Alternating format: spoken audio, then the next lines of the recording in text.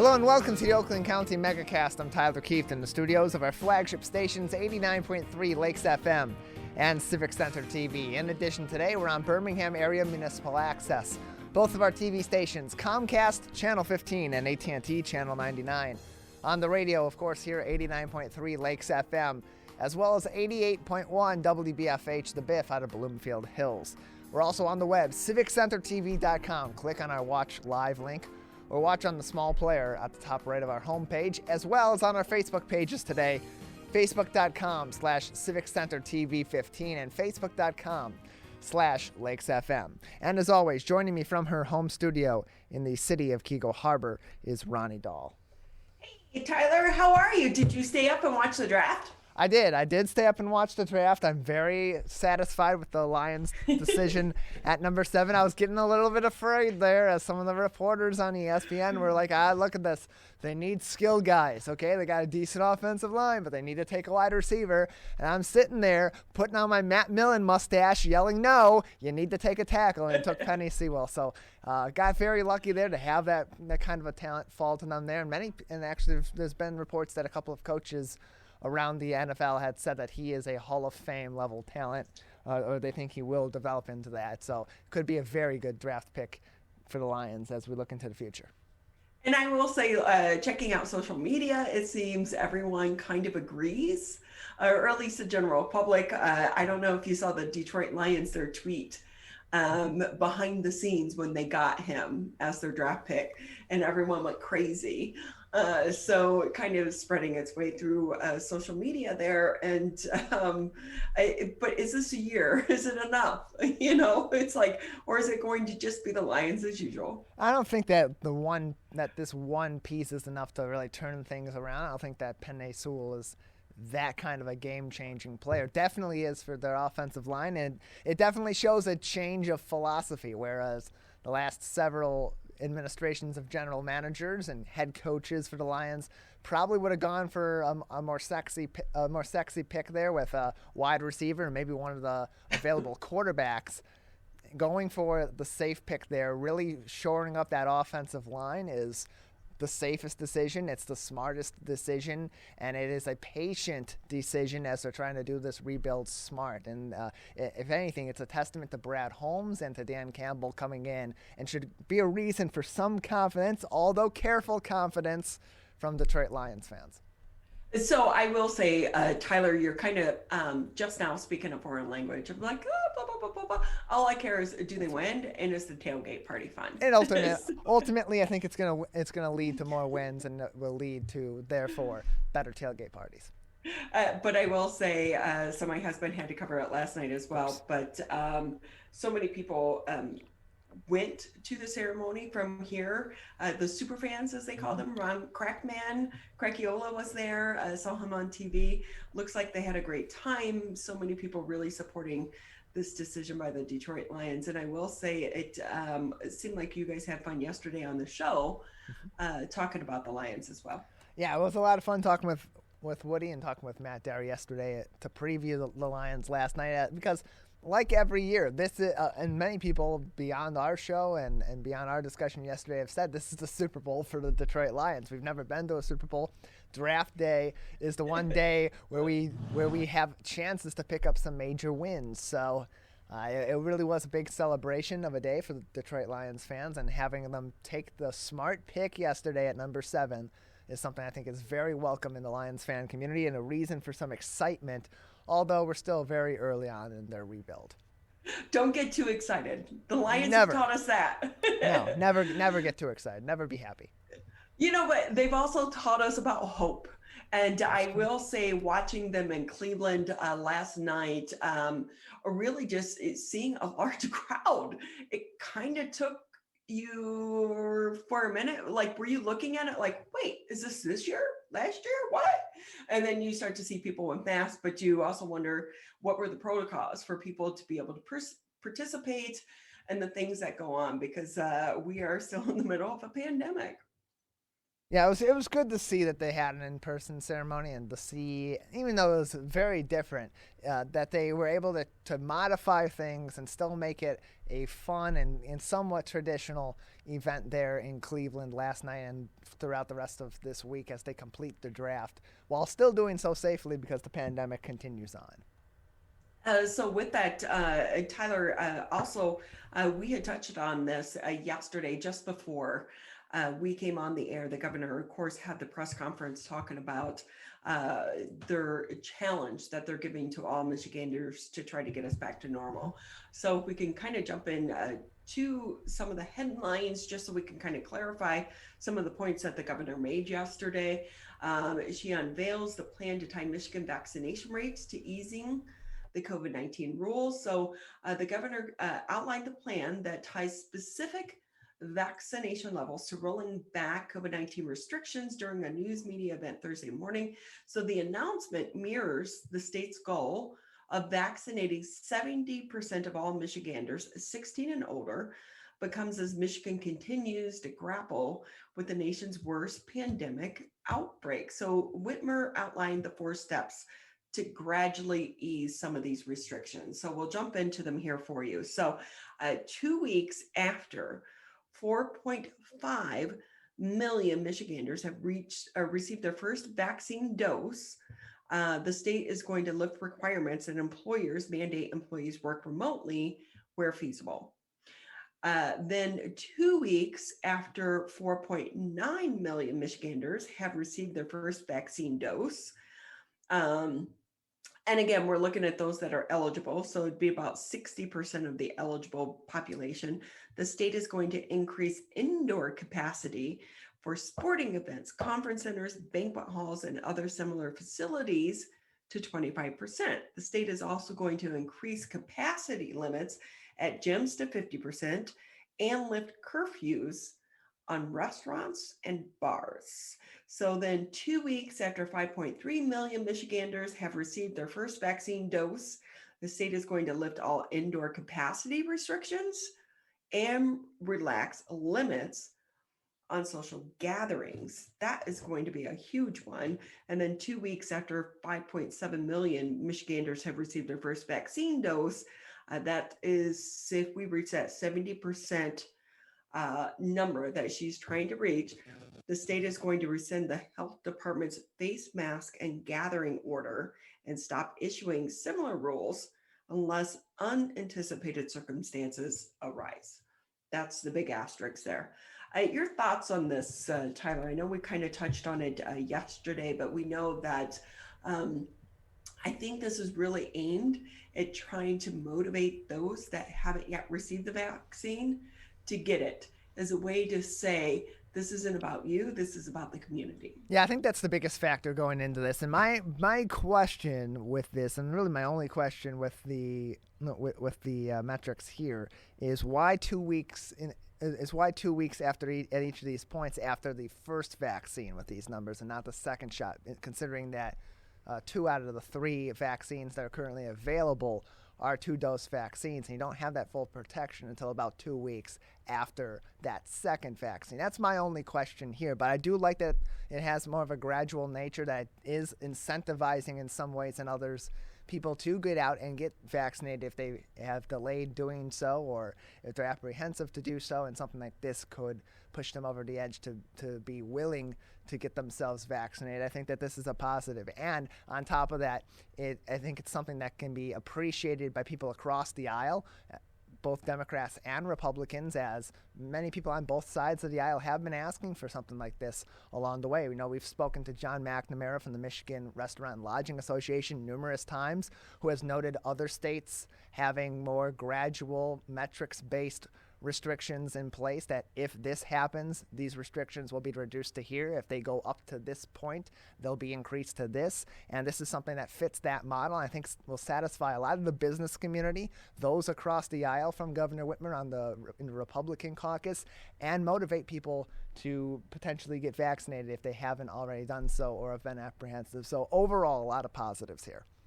It is, but on the other side, I would love to be a fly on the wall behind these conversations, because This is such a switch from her and her directives early on in this when Trump was in office. So you also wonder, how much is politics at play here?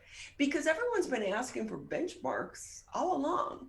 And she just kept saying science and data. We haven't heard her use that phrase in quite some time. So, and I kind of feel like now they're saying vaccine, vaccine, vaccine. And with the hesitancy, they're trying to dangle the carrot to try to get more people to buy in to the vaccine. But with that, I just want to know, what is the messaging and the marketing and the shift behind the scenes? Because I can tell you, as a former PIO, there is a very large conversation going on behind the scenes about the shift in how she's starting to govern things. Is this because now you have a Democratic president in power and we know that she and Biden have a close relationship? Or is this also about re-election?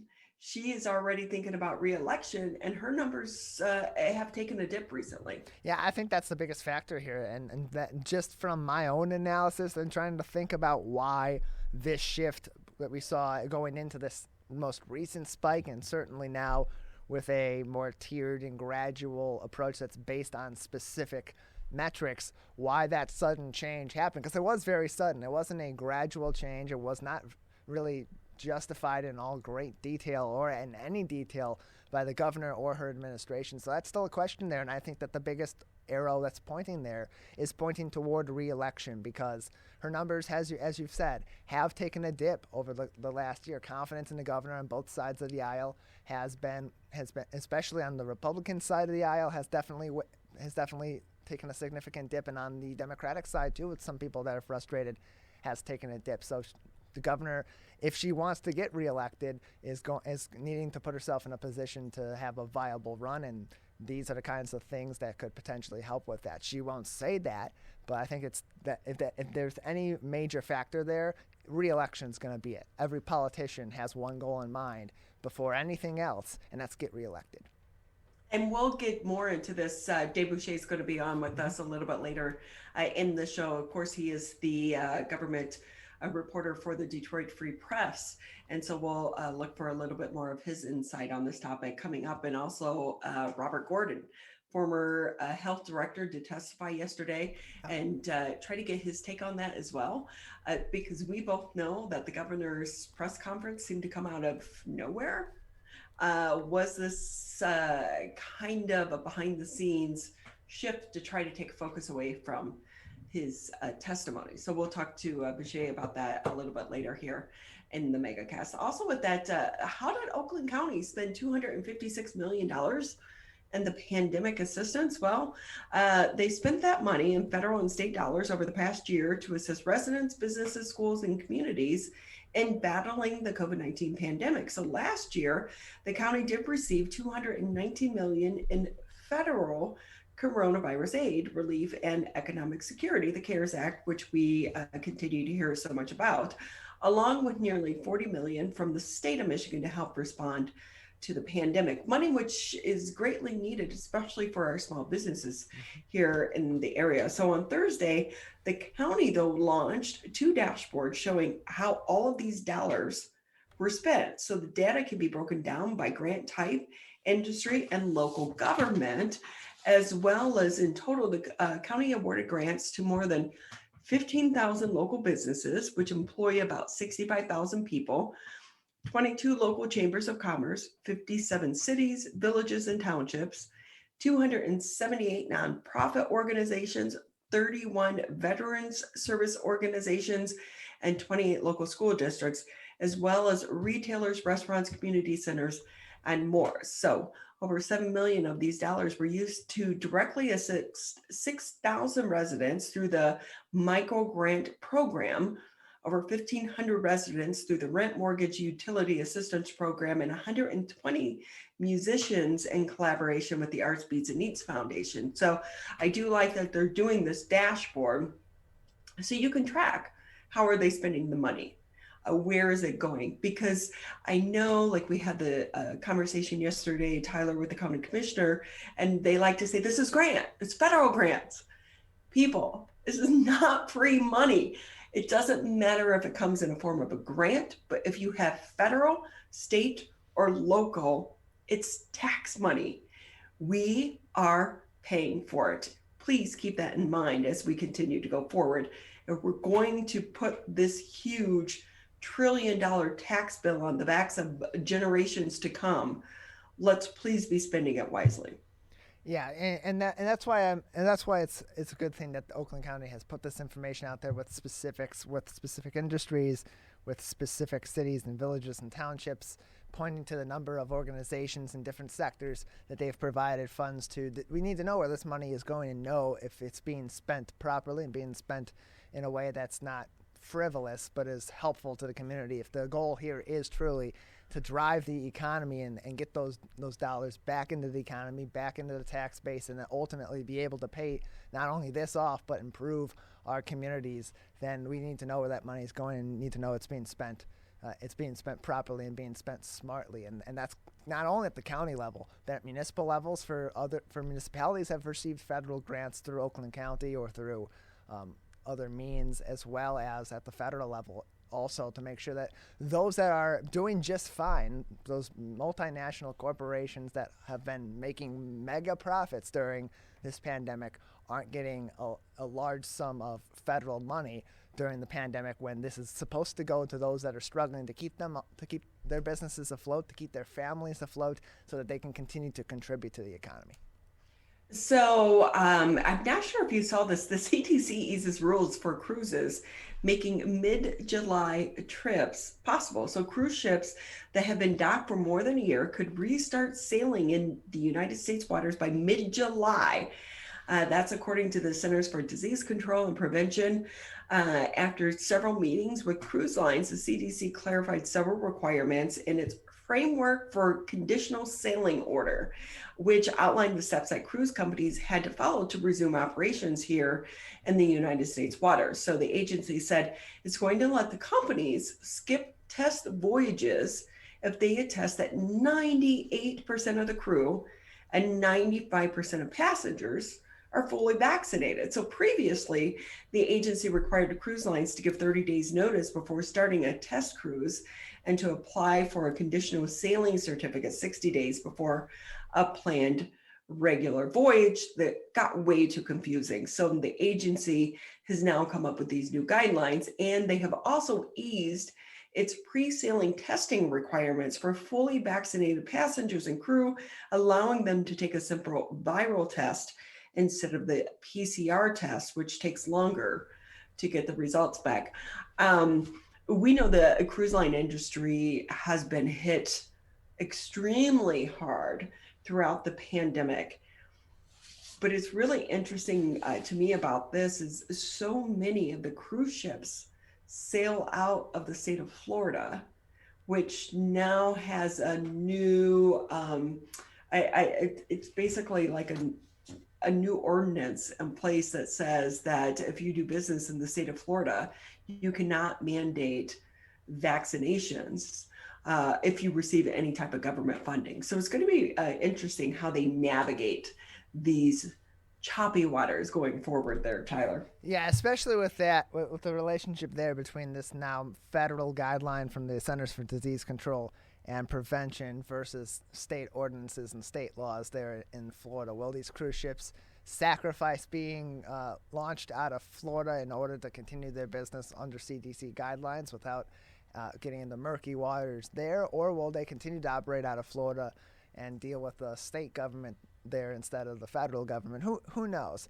My biggest question here is why the 98% of the crew and 95% of passengers being fully vaccinated in order to ship out. Those numbers are extremely high. They're very close. They're pushing 100%. Numbers right there where the herd immunity numbers, so to speak, are at 70 to 80%. That's my only big question here. Otherwise, hey, if people want to go take a cruise before the pandemic is over, or after, with these numbers being required on the ships, that's their choice. And I think that if we're able to get that industry back going sooner rather than later, as long as they're doing it safely, it can't really hurt. So with that, Tyler, have you ever been on a cruise? I have not. No, I have not been on a cruise. They are fun. It's been eons since I've been on one, but it is on my bucket list to do a cruise, like an Alaskan cruise. Okay. Because I've had friends that have gone on one, and it just simply is amazing. The scenery and the environment in Alaska. So it is on my bucket list, but I will say I don't know if I'd be jumping on a cruise ship just yet. No, I wouldn't either. It's kind of a similar thing to my thoughts on airports and airplanes. People are not necessarily at their best there. These tend to be petri dishes and just cesspools of disease and bacteria regardless. And coming out of a pandemic, I'd like to give a little bit of a buffer zone before I jump on a cruise ship. Make sure they really have their ship in order. Have you seen the meme that's going around Facebook, and they're talking about basically there's an image of people standing in line to check in to get on an airplane, and they're all distanced out 6 feet apart as they wait in line. But then the second shot is everyone packed into an airplane. And it goes, common sense. Yeah, that's it really the airline industry for you. Right, it really is. We're in interesting times. We get it. So with that, you can always catch the latest headlines. Just go to civiccentertv.com and click on coronavirus. That's where we post them each and every day. But also at the top of the page, you'll find direct links to some of the resources, including Oakland County. So go ahead and check out Oakland County, and you can see that new dashboard. So you can see where your tax dollars are going. With that, we are going to take a quick break here on the Friday edition of the Megacast. When we come back, we are going to be speaking with the Director of Residential Marketing and Community Relations for the Jewish Center Life. That's next here on the Megacast. Over a decade ago, the journey to a COVID vaccine began. Building upon research on other coronaviruses, scientists continued with months of research and development, 3 phases of clinical trials with tens of thousands of diverse volunteers, then peer review and authorization to deliver a safe and effective vaccine that will protect all of us. Discover the facts for yourself at michigan.gov/COVID vaccine. Wearing a mask is more than protection. It's a bridge to better days. The path back to celebrations with family. Nights out on the town with friends. Game days with your favorite sports teams. And the thrill of live concerts. But until we can all get the COVID-19 vaccine and build community immunity, which will take time, we all need to continue to stay careful. Because Michigan's recovery is depending on you, and so are your family, friends, and neighbors. So even after you're vaccinated, wear a mask, avoid large gatherings, and social distance. One day in the near future, we will all be able to put this pandemic behind us. But until then, spread hope, not COVID. Learn more at michigan.gov/coronavirus. A message from the Michigan Department of Health and Human Services. In times like these, we have to believe in each other. And we believe that you'll do the right thing. When it comes to stopping the spread of COVID. Follow the 3 W's. Wear a mask. Wash your hands. Watch your distance. And when it's your turn to get the vaccine, take your shot. It all comes down to the golden rule. Treat others the way you want to be treated. We're so close, Michigan. We can do this together.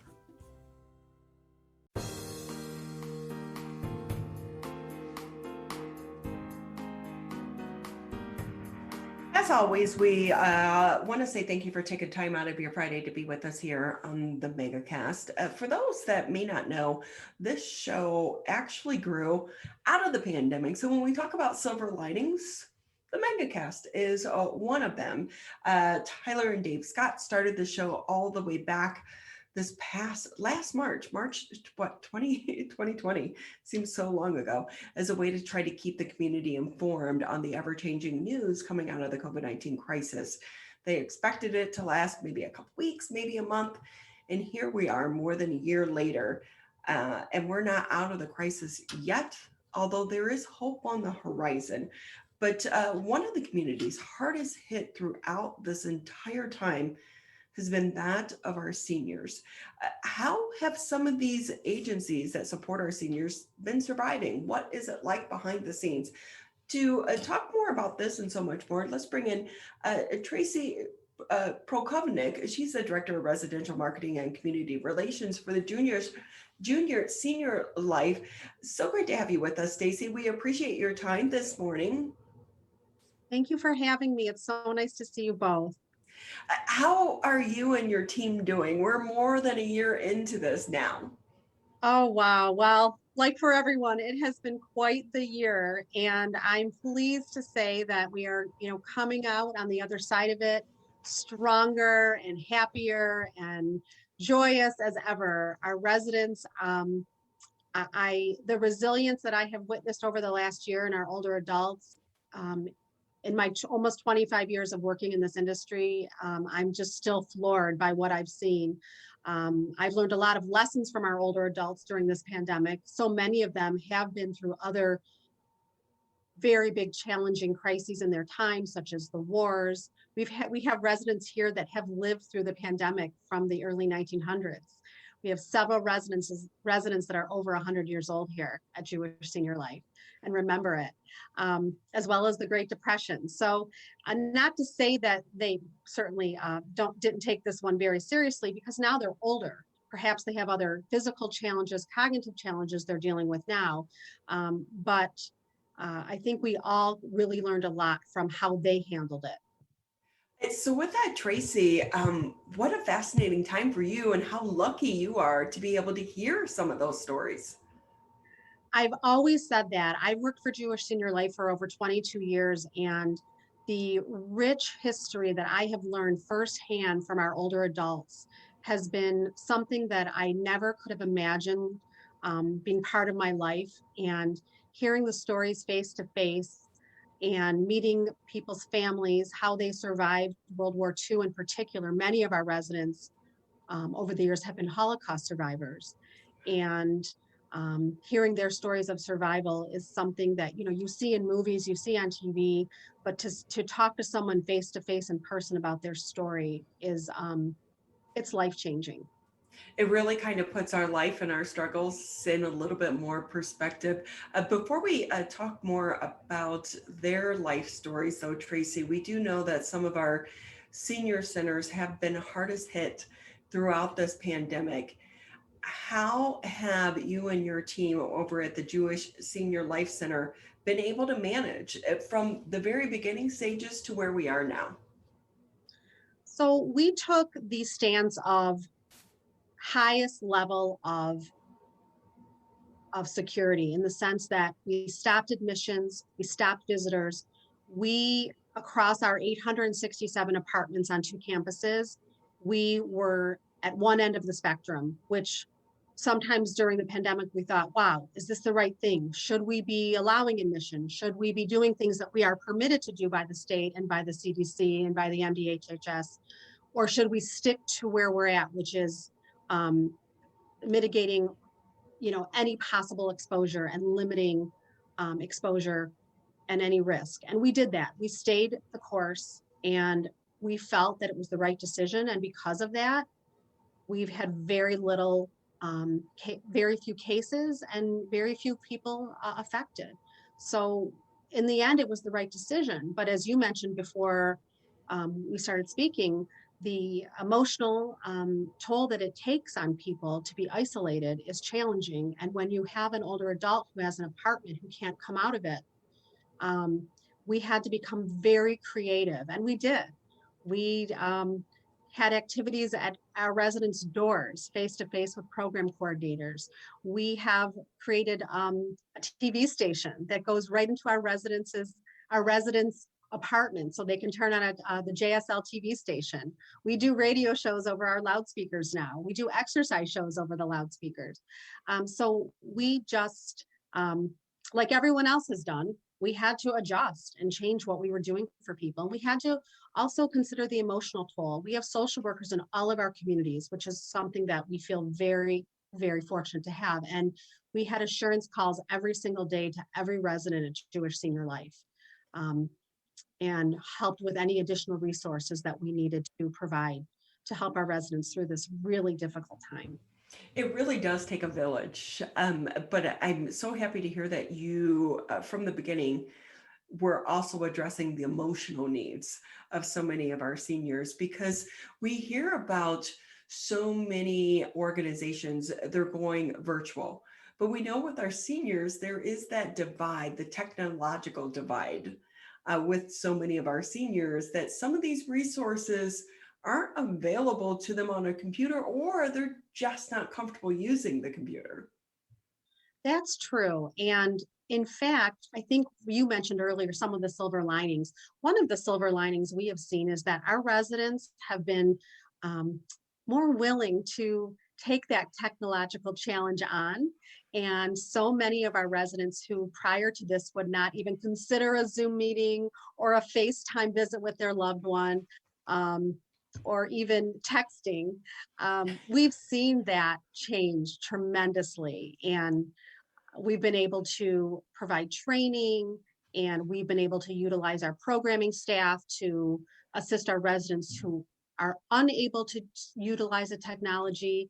As an example, in our memory care programs, our program coordinator every day would FaceTime with every resident and their family member. And so it was just a wonderful way to connect and to really keep that communication going. Tracey Proghovnick with us here on the Megacast. She's the Director of Residential Marketing and Community Relations for Jewish Senior Life. And with that, Tracey, can I ask you about vaccines? Because we do know our seniors were in that first group. What does the vaccine program look like on your site? Absolutely. So we've been running vaccine clinics since early January. For all of our communities at Jewish Senior Life. Again, we have 867 residents approximately. And so we had clinics with the Moderna shot January and February. And we just finished another second round with Pfizer for new residents and new staff. So we have an ongoing relationship with AMAC Pharmacy that is helping us now. We were working with CVS for the first round, and anyone who wants one will get one. So Tracey, what has been the difference that you've seen now that so many people are getting vaccinated? Do the seniors feel more comfortable, but also does it allow for their family to come in and visit them? Yes and yes, and that's really the silver lining at this point. Families can visit. We have our residents going back into limited in-person dining and programming outside of their apartments. We have small groups gatherings. It's absolutely wonderful. The beauty shop is back open. Our transportation programs are back open. And the smiles, even though they're under the masks, are so apparent. And it's just, people are so happy and so appreciative, and they really were thrilled with how safe we kept them, and they're thrilled with what we're doing now to continue to keep them safe, because we know that this is not going away tomorrow, and there's still risk, and that older adults, if they were to contract this virus, were not responding as well as younger people. So those things have not gone by the wayside by any means. But we're out and about again, and it's been really wonderful for us here at Jewish Senior Life. We realize how much we miss people, just the spontaneous interaction, right? Maybe even people we didn't like before. Right. And so with that, Tracey, too, I think that you are in such a unique position in that you are able to listen to these stories, these life stories of some of your clients that have lived through these unprecedented times. So for those that lived or remember the Spanish, pandemic back in 1918, so long ago, are they able to share stories with what they went through? Because one thing that's going to be so different between the two times is the documentation. We have technology today, and we have all these ways to document what we have been going through. And that is really kind of lacking from 1918. Yes, and as you can imagine, these particular residents were quite young at that time. Most were, between 2 and 6 years old. Yeah. So they remember, what they do remember is losing family members and being scared. And, as a child, when you have that trauma, it really shapes who you are as you get older. And in that time too, there wasn't the mental health component that we have so openly offered now. So perhaps they weren't able to have the emotional support that maybe we could provide now for people going through this pandemic. And we have seen the mental health toll on all ages for this pandemic. So it really makes me wonder, how, because they were in survival mode, and then how did it shape their life? And I can tell you, as I've met them, as they've been older adults, I see strength, resiliency, acceptance, and I see really wonderful qualities. So it gives me hope for all of us who have gone through this crisis, that we will come out stronger and better. I really wonder, we are so blessed to be able to, if we're going to live through a pandemic, which we all hope never happens again in our lifetimes, we have the technology this time around. And it really has allowed us to stay connected with people and continue on with life. So you really wonder, what was it like so many decades ago? We're talking with Tracey Proghovnick. She is the Director of Residential Marketing and Community Relations for the Jewish Senior Life. And with that, Tracey, do you guys have openings right now, or are you pretty much booked solid? We do have openings right now. We're fortunate enough that we are a nonprofit, and we offer subsidized housing for older adults in West Bloomfield and Oak Park. So it's based on income, and it's affordable housing. We also offer market rent, independent living, assisted living, and memory care communities, both in Oak Park and West Bloomfield. So we have openings in our market rent, and we do have waiting lists in our HUD subsidized independent living communities. But it's great to get on a waiting list. We have 4 of these opportunities, and we welcome people of all faiths and beliefs to give us a call and inquire. I'd be happy to speak with anyone about what we offer and what the right fit is for your family. And if we're not the right fit, I'm always happy to talk to you about other options in the community, as I've been doing this for almost a quarter of a century. Have you found, especially now because of the crisis, that so many organizations are really coming together and supporting one another? Yes, and I would say it's been a long time coming, and this could not have been a better, if you will, time for this to happen. The support we have seen across all agencies over really Oakland County and the state of Michigan and the Jewish community has been unbelievable. Really, I've not seen anyone have an unmet need in what I see in my work and in my personal life, and it's actually extremely heartwarming. So it's how we should be. Right. And I would think that this has been a roller coaster ride for you and your staff members, along with the public as well as your residents. But we do like to leave people kind of on a positive note, and more than a year into this, what do you think has really, come to fruition because of the pandemic that you have found out is a better way to operate, or a better program that is going to stick around on the backside of this crisis? Well, I think something you mentioned earlier, the technology, the safety measures, all of the things that have made us stronger, and the reminder that we have to adjust in life, and that things are going to change quickly as they have. And I think we've all been able to realize that it's not black and white, it's gray. And it's always going to be that way. And in order to be successful and to keep our residents happy, healthy, and safe, we have to be ready to change in a minute. And it's really been heartwarming to see the care and compassion given by our staff, who many are frontline workers providing care, transportation, food services to those who are vulnerable and risking their own health, especially before the vaccine was available. Yeah. They say the only thing constant in life is change. It couldn't be truer. But for so many of us, though, we get stuck in our routines, and even more so, so many times the older we get as well. Because I know some people, they're still on a flip phone, and that's for the ones that even have the cell phone. And so it can be hard to kind of push them and nudge them into this life of change. Yes, and I think that when we see what the results can be, if we're all willing to change and adjust, I do feel that most people I've encountered are have more of a willingness to take on those new challenges, because the outcome is going to be positive. We're going to be able to be together and see each other, and all the things that I think we all have taken for granted most of our lives, that was taken away. If we can do these things and make some small changes in our lives, that we can continue on a positive trend. So, Tracey, I know we've been taking up too much of your time, but before I let you go, of course, I want to ask you, how are you doing on staffing? Because we know so many industries, not just in the healthcare industry, but through all industries and small businesses are struggling right now getting workers. How are you doing on that front?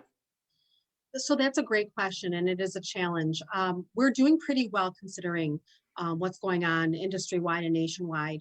We have a lot of longevity in our staff from all departments, from environmental services to personal care staff to administration to social workers.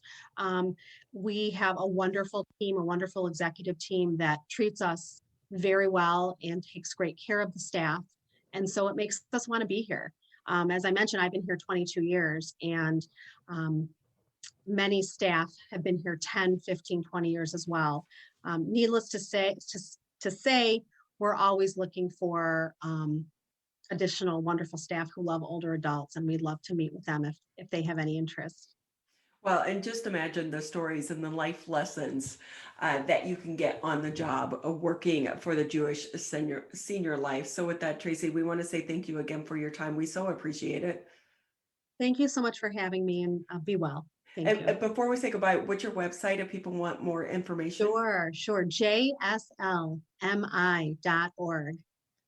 Tracey, thank you again. Tracey Proghovnick, she's the Director of Residential Marketing and Community Relations for the Jewish Senior Life. We appreciate your time. Happy Friday to you and your team. Take care. We're going to take a quick break here on the Megacast. When we come back, we're going to be talking about comic books. One of the biggest traditions in the comic book industry, Free Comic Book Day. Is that going to be happening this year? We'll be talking about that and so much more here next on the Megacast. Quitting smoking can improve your health, but it also protects your loved ones from secondhand smoke. Did you know there's no risk-free level of exposure to secondhand smoke? Smoke from cigarettes, e-cigs, and hookah can travel through ventilation systems and harm those around you. So clear the air and stop secondhand smoke. Call the Michigan Tobacco Quit Line at 1-800-784-8669. A message from the Michigan Department of Health and Human Services.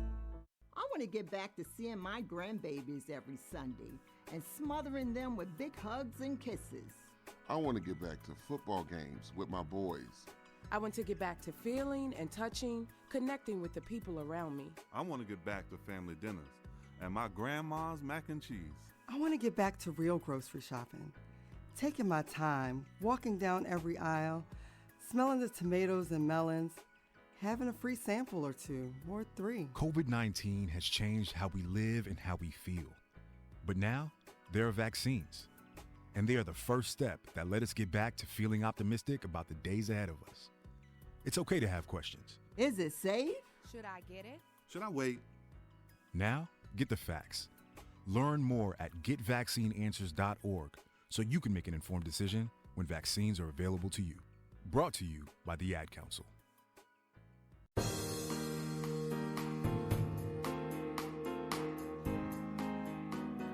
We want to say thank you for taking time out of your day to be with us here on the Megacast. As a reminder, Tyler and I are here Monday through Friday, 10 a.m. until noon live. You can always find us, Civic Center TV, Birmingham Area Municipal Access.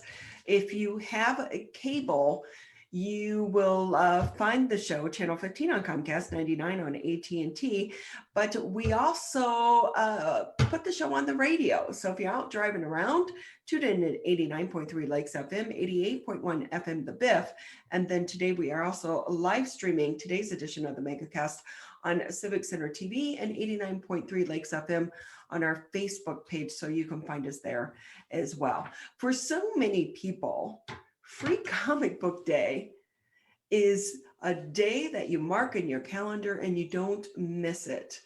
And what is behind that day? And is it going to happen this year or not? Because for so many people, it helps inspire reading within their kids. Let's bring in Curtis Sullivan. He's the owner and operator of Vault of Midnight. Curtis, great to have you on the show again. How are you? I'm great. Thanks for having me back. I appreciate it. So many people know that my husband is a comic book collector, a very avid comic book collector. So I'm very familiar with the Free Comic Book Day. But for those that aren't, give us a little bit of history. So Free Comic Book Day was founded 21 years ago. Joe Fields is a very famous retailer. He operates a shop called Flying Colors.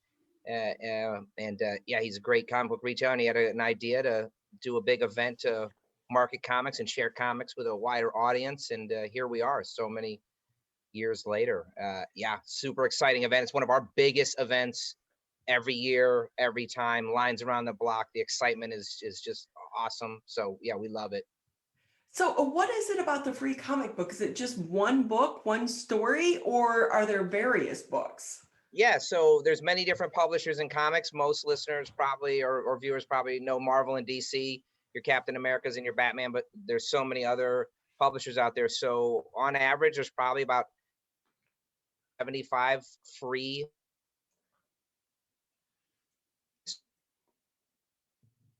Marvel and DCs of the world, then all kinds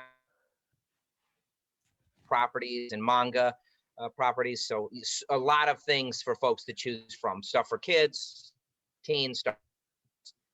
Variety. Yeah.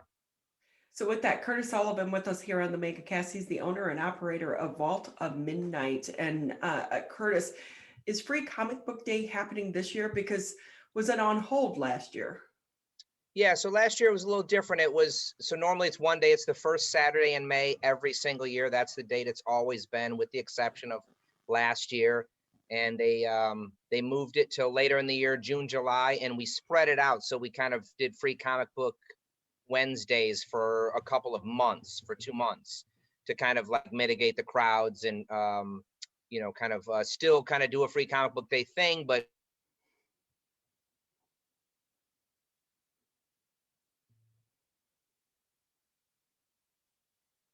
period last year. So it was way different. And we will be doing it again this year for sure. They've moved the date. It's not going to be the first Saturday.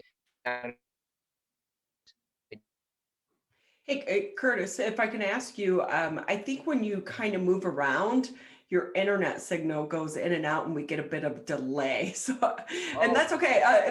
It's our world of technology right now. But when you're talking, if you cannot move, maybe that will help us so we don't get a drag in your interview. But you were saying this year it's going to be over a period of time? The logistics, it's going to be in August this year.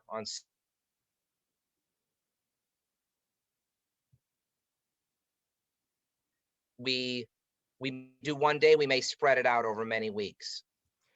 So with that, Curtis, does it actually help build the excitement, or it really entice or invite people into the comic book world by having it spread out over several days? Or do you think it kind of loses that momentum because we all like to stand in line and think we're getting something?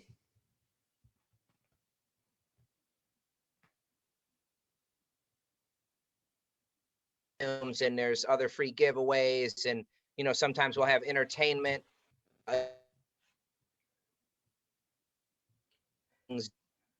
So I think the big event, the single day event, is real special. And I think we absolutely lose something spreading it out. With that, Curtis, we're talking about Curtis Sullivan. He is the owner and operator of Vault of Midnight. Curtis, we're kind of getting a big drag on your internet signal there. It's probably just the building that you're in. So with that, we're going to take a quick break, but we're going to try to call you on the phone if that's okay. About that.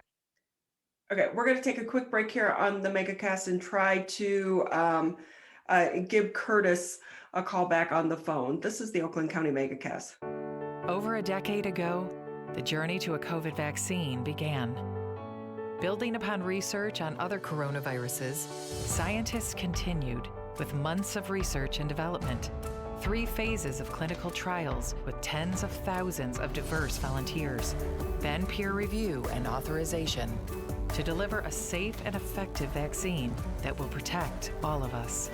Discover the facts for yourself at michigan.gov/COVID vaccine. Quitting smoking can improve your health, but it also protects your loved ones from secondhand smoke. Did you know there's no risk-free level of exposure to secondhand smoke? Smoke from cigarettes, e-cigs, and hookah can travel through ventilation systems and harm those around you. So clear the air and stop secondhand smoke. Call the Michigan Tobacco Quit Line at 1-800-784-8669. A message from the Michigan Department of Health and Human Services. Wearing a mask is more than protection. It's a bridge to better days. The path back to celebrations with family. Nights out on the town with friends. Game days with your favorite sports teams.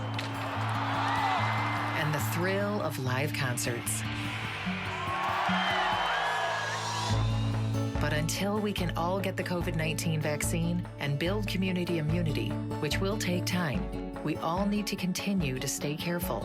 Because Michigan's recovery is depending on you, and so are your family, friends, and neighbors.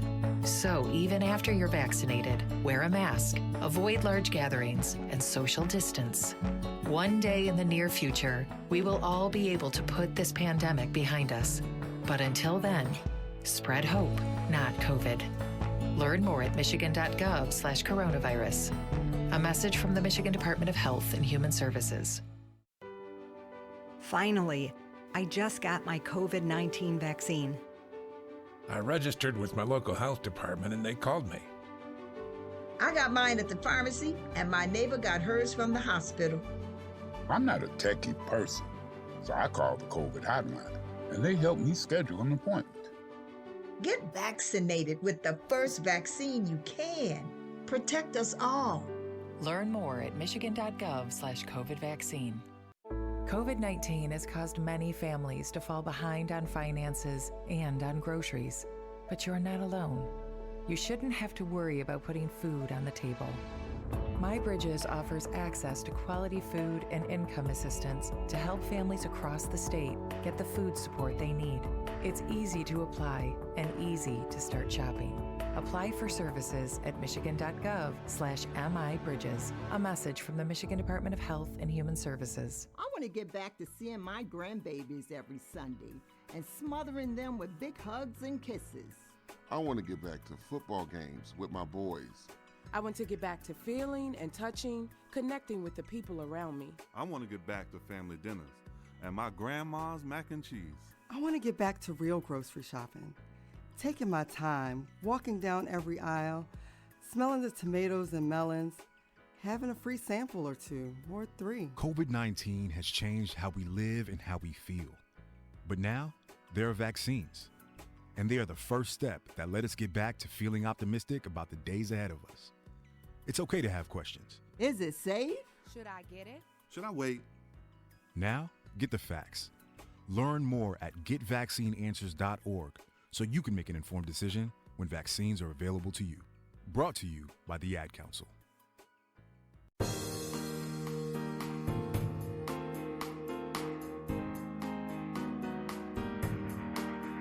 Welcome back to the Megacast. Our apologies to Curtis Sullivan. He's the owner and operator of Vault of Midnight.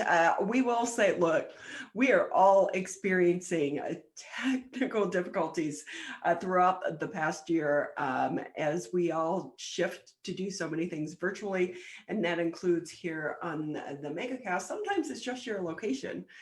your internet signal can kind of come in and go out. And so to try to get a little bit better feel from what's happening over at Vault of Midnight, we have switched. Curtis Sullivan now joining us on the phone. Curtis, how are you again? I'm good. Can you hear me okay now? Yes, you're great now. Thank you. We're so sorry, but sometimes like it has to do with some buildings. You can get a bit of a delay in your response. And so we want to make sure that everyone hears everything that you're saying. And before we went to the break, we were talking about the Free Comic Book Day, which has been a popular event for, 20 years now, usually held the first Saturday in May, but you're saying this year it's going to be a little bit different again, just like it was last year. It is, yes. So the date has moved. It's now August 14th, which is a Saturday, is what the industry has set it as. But yeah, we're still investigating that, whether it's going to be one day or it's going to be spread out over many days. It's really, dependent on kind of the state of, vaccination and the corona situation. So yeah, we want to have a really fun, amazing event, and we also want to keep our staff and keep everybody attending as safe as possible. So yeah, we're just factoring all that stuff in. But as it stands right now, it's going to be in August. So with that, Curtis, if we can ask you, what is the behind the scenes to be able to pull some of these events off? Where do the books come from? How are they distributed? Oh, hey, that's a great question. So it's really, really cool. It's like the whole industry comes together to make this happen. So publishers produce special limited edition books for the event. And this is across, probably 20 different publishers at least. And so they publish them. They provide them to distributors at a lower cost. Distributors then provide them to us at a very, very minimal cost. I mean, there's still definitely a cost involved. But and then they use their logistical might, distributors do, to like send. I mean, literally, I think last year it was something like 7 million free comic books around. So yeah, it's the whole industry. It's retailers, it's publishers, and distributors all just working together to make it happen. So it's a heavy lift. It's a lot of stuff from a lot of talented folks. So yeah, there's a lot of behind the scenes. So with that, Curtis, can we talk about the overall industry? We know a lot of people have been binge watching Netflix and HBO Max and so many of these other streaming services. And when you have some of these big superhero movies come out, are you seeing like a trickle down effect for more interest in comic books right now? For sure, 100%. Yes. So, it's been a tough crawl back to any, sense of kind of retail normalcy. I know a lot of folks with small businesses can relate, whether you do retail or restaurants or what have you. But for us, since folks are, kind of confined a little bit more, they are consuming a lot of entertainment. A lot of that is genre stuff that comes from comic books. And yeah, we're seeing manga, which is Japanese comics, is huge, as big as it's ever been. And it's just roaring. And that's because folks are watching lots of anime on various streaming services. And then shows like Captain America and The Winter Soldier just blew stuff up again. Invincible is a great show. If you haven't seen it, it's an animated show that's out streaming right now based on a really, really great comic book. And so folks are watching these shows. That's a long answer to say yes. Folks are watching these shows and then coming in and reading, getting the source material. So, yeah. Well, what's great is we have so many small businesses such as yours. We know most comic book stores are owned by, more independent small business owners. And with that, the first half of the virus and the pandemic was very hard on your business. Are you starting to see an uptick and things getting back to somewhat of a normal? Because we do know the collection side is kind of exploding right now. Yeah, it absolutely. The first, full year of the pandemic was pretty devastating to us as a small business with capacity restrictions and just folks not wanting to go out, so it is starting to tick back up. We're not quite there yet, but we're encroaching on some normalcy. So that's really exciting. And, a lot of the vaccine news and corona news. We're in Michigan, so we're in a tough situation in Michigan, but it seems to overall be trending positive. So we're really upbeat, I should say. Things are trending in the right direction for us sales-wise.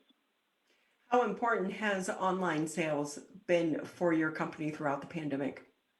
So we're really reticent to sell anything online. We have been, I should say, the whole time we've been a brick and mortar store. We're about to celebrate our 25th anniversary on July 1st.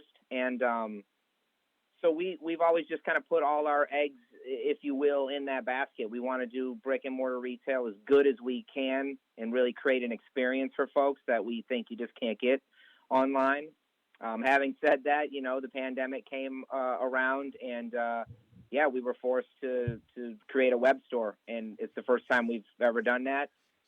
And it's been good. I will say, yes, we are having some online sales. It is supplementing our sales every single month, and it's just another tool to have. We are still wholly dedicated to brick and mortar. We feel that's where we're the best at that. So, and that face-to-face customer service, we just think is, the way to go. They've helped. And in those first early months of the pandemic, without online sales, oh my gosh, we probably wouldn't be here having this conversation. So. Well, we're glad you're still open and surviving. You're listening to 89.3 WBLD Orchard Lake, 88.1 WBFH Bloomfield Hills. And with that, Curtis Sullivan with us. He is the owner and operator of Vault of Midnight. I know you have 3 locations. Can you share with people where you're located and how they can get more information? Yeah. Oh, yeah. Follow us on social media. It's just at Vault of Midnight everywhere if you want to find out about. We're still doing events that are all digital, but we do Book of the Month clubs, and we do creator interviews and all kinds of stuff on our social media channels. So you can find us online at Vault of Midnight on all the obvious, all the places everyone is posting.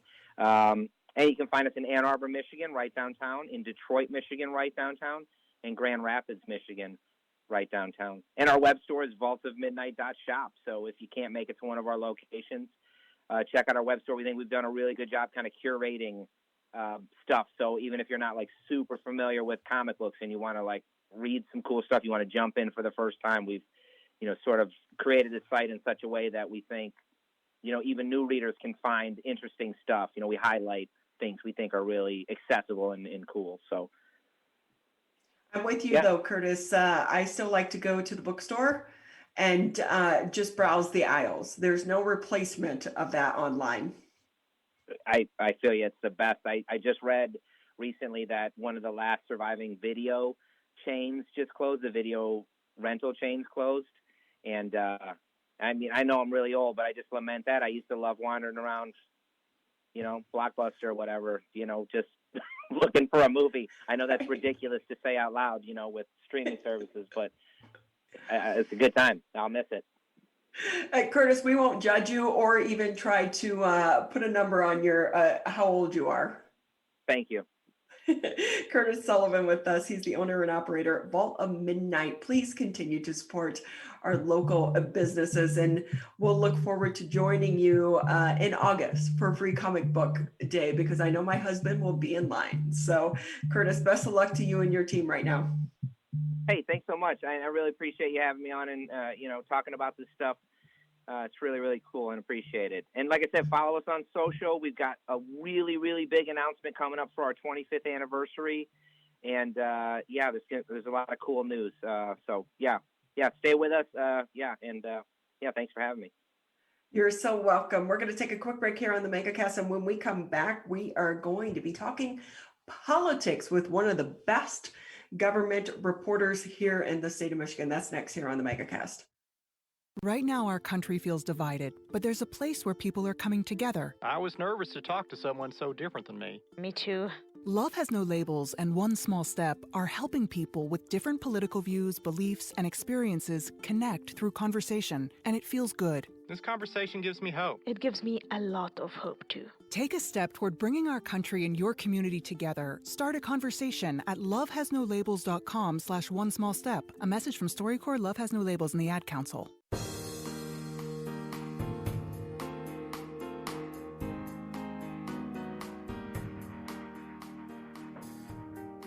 Thank you for taking time out of your day to be with us here on the Megacast. I'm Ronnie Dahl here in the home studios. Mr. Tyler Keefe holding things down back there in West Bloomfield. Yesterday, the governor came out with kind of a surprise press conference talking about the challenge for Michiganders and our need to get vaccinated to get back to normal. And covering that and so much more, Dave Boucher, he is the government and politics reporter for the Detroit Free Press. Dave, I'm sorry, I was looking up at Curtis's name. I had taken notes. I follow you on social media. In fact, you did such a great job yesterday tweeting out all the information from the governor's press conference. How much of a heads up did you and your team get that presser was coming down the pipeline? We heard about it in the morning, a few hours before it happened, which is not irregular. You know, sometimes we'll get a heads up a few days in advance, and sometimes we'll get, a few hours. So while this one was not a ton of advance notice, it was, again, I wouldn't say it was outside the norm. Because some people were saying that they thought that maybe it came down the pipeline because once you found out that the former health director was going to be testifying, and it kind of took the spotlight away from Robert Gordon's testimony yesterday. Yeah, as you noted, the former DHHS had testified at about 10:30. The governor's press conference was at 9:30. She could have vamped or spoken longer if she really wanted to take away attention. They ended their presser before I was able to cover both and write stories from both, and both had a lot of attention all day. So yeah, I mean, obviously that could have been a political tactic, and I understand that, but obviously they could have just scheduled it for 10:30 as well if they wanted. Right, and that is true.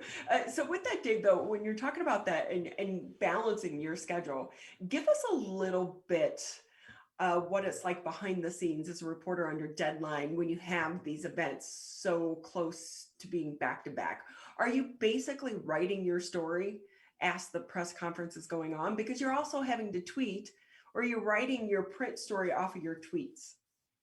Yeah, so to pull back the curtain a little bit, I've basically written most of the story before the press conference has started. So yesterday I started writing both the Gordon and the governor press conference story at like 7:30 in the morning. And so, we knew it was about COVID. And so every COVID story has an update on the COVID numbers and where the surge stands at this point.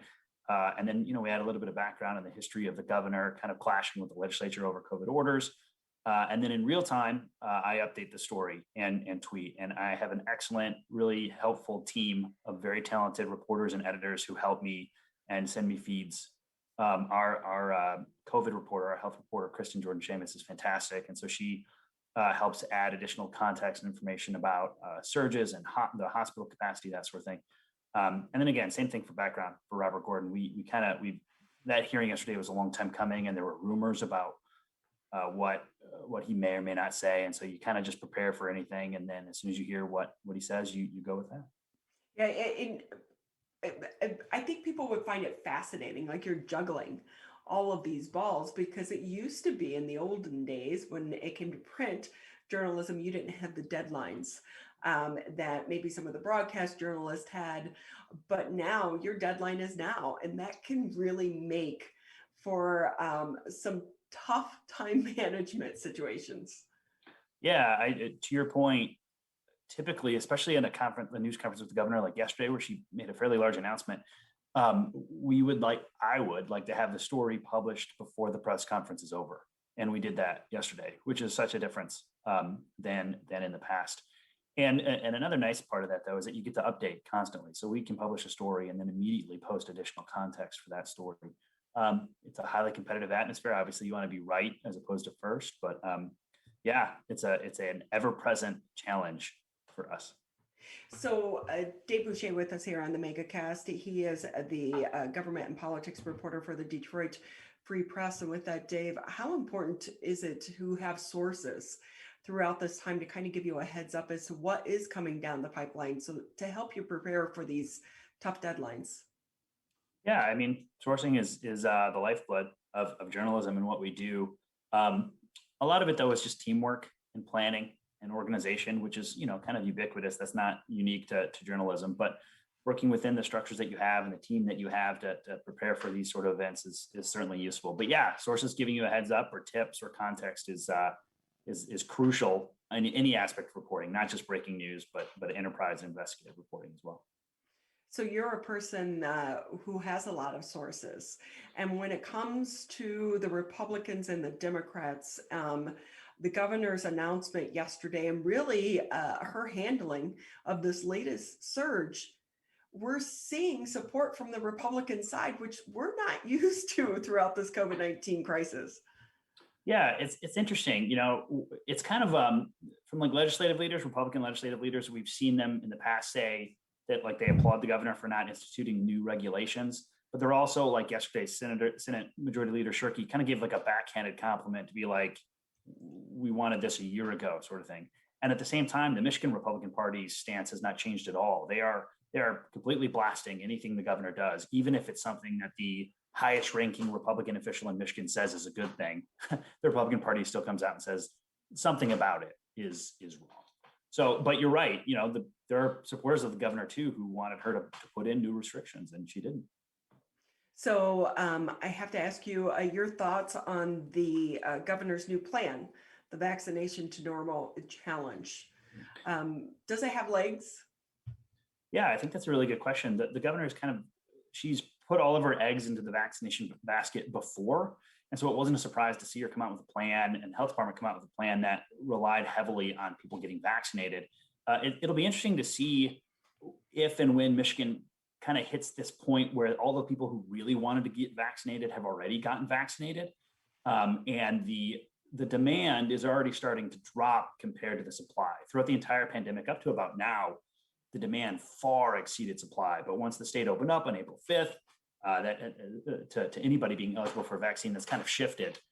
So if the state's campaign works to get people vaccinated, then yeah, they'll definitely hit their goals. But the number of first doses, which this whole plan relies on, has dropped pretty drastically. I was looking back at numbers this week, and at its peak earlier in the month, the state was regularly hitting 100,000, more than 100,000 total doses, and close to 100,000 first doses a day. And earlier this week on Monday, the state administered 16,000 first doses. Wow. So that's a substantial difference. It doesn't mean that the state can't do it. It's just trends would indicate that it's going to be a challenge, and it might not happen as quickly as the state hopes and everybody else hopes for. So with that, we have seen such a shift in the governor's messaging. We had so much pressure from DC, from the CDC, to put in these restrictions when our surge was at its height, but the governor didn't do it. And now we're seeing this latest vaccination challenge. Plus, on the other side of this, when it comes to MIOSHA, they have not been taking liquor licenses away from businesses that have been in violation. And as this continues to go on, I think anyone who's been out has routinely seen businesses, especially restaurants, aren't following that capacity limit or even the time limits. What do you think is behind the shift in the messaging from MIOSHA and the governor? Do you think the two are tied in together? I think that's hard to say. I mean, obviously you can argue that the administration wants like a united front. And on the other hand, the Republicans and others have argued that MIOSHA has been too heavy-handed with its enforcement of restrictions. They point to the pizza shop in Holland, and that restaurant is like their idea of like this like almost like a police state sort of argument in violations of MIOSHA regulations. I think that MIOSHA wasn't necessarily created to have like this massive of an enforcement arm, and so that just like the logistics of looking at every bar every minute in the state to make sure that they're at 50% capacity instead of 60% capacity is just a logistical challenge. But I do think it's fair to question the governor's changing discussions and rhetoric around orders and regulations. She would say that the availability of vaccines makes this surge very different than the surge in November. But if you go back and look at her words and the words of health department leaders in November when regulations were put in, the state said that regulations save lives and orders save lives. And it seems like, and her supporters have said this too, that you could have a combination of wanting people to get vaccinated and also increasing some restrictions. Well, I will say, I thought she really took a hit when the news came out about not only her top aides traveling through the pandemic and the surge, but then it comes out that the governor did as well. And I don't think anyone is so much against her traveling. It's that at the same time, you're telling people not to travel.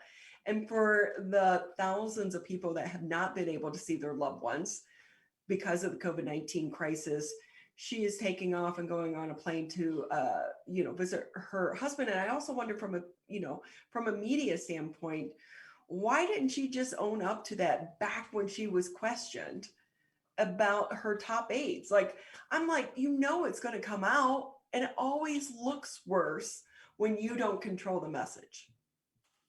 Yeah, I can't speak to the governor's messaging, but yeah, it's very clear that her opponents and frankly a lot of her supporters were dismayed by that news, and the Republican Party and many others pounced on it and noted that there's some perceived hypocrisy. While there wasn't like a recent quote unquote ban on travel, it's very clear that the governor and the health department discouraged any travel that was unnecessary. And to your point, there have been a lot of restrictions on people visiting loved ones in nursing homes or going into the hospital with their loved ones.